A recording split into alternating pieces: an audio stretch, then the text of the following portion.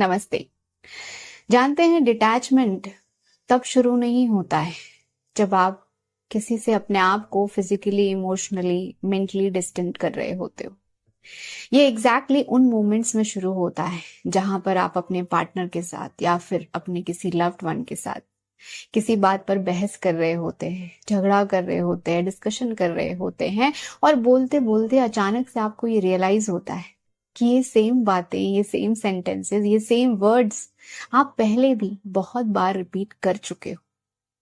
कभी प्यार से, कभी नाराज होकर, कभी शांति से, कभी चुप रहकर, लेकिन उसके बावजूद भी कुछ बदला नहीं।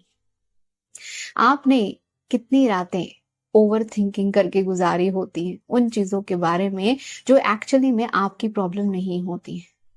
आपने बहुत बार एक्स्ट्रा एफर्ट देने की कोशिश की होती है ये सोच के कि मे बी दिस टाइम शायद कुछ सही हो जाए, लेकिन जब कुछ नहीं बदलता है तो अचानक से आपके जो आशाएं हैं, उम्मीदें हैं, वो मुरझाने लगती हैं और फिर ना आपका गुस्सा भी खत्म हो जाता है।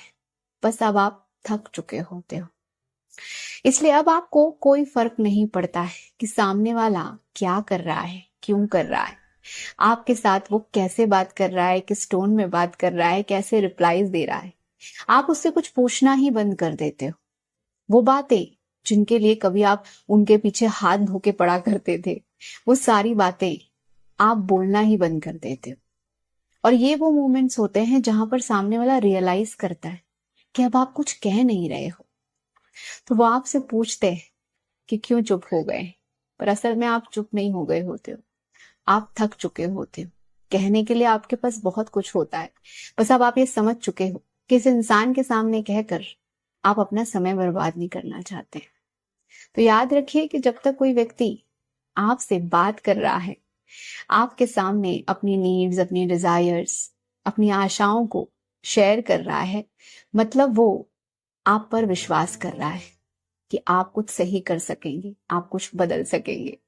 लेकिन जिस दिन वो चुप हो जाएगा ना, समझ जाना कि वो हाफ वे जा चुका है।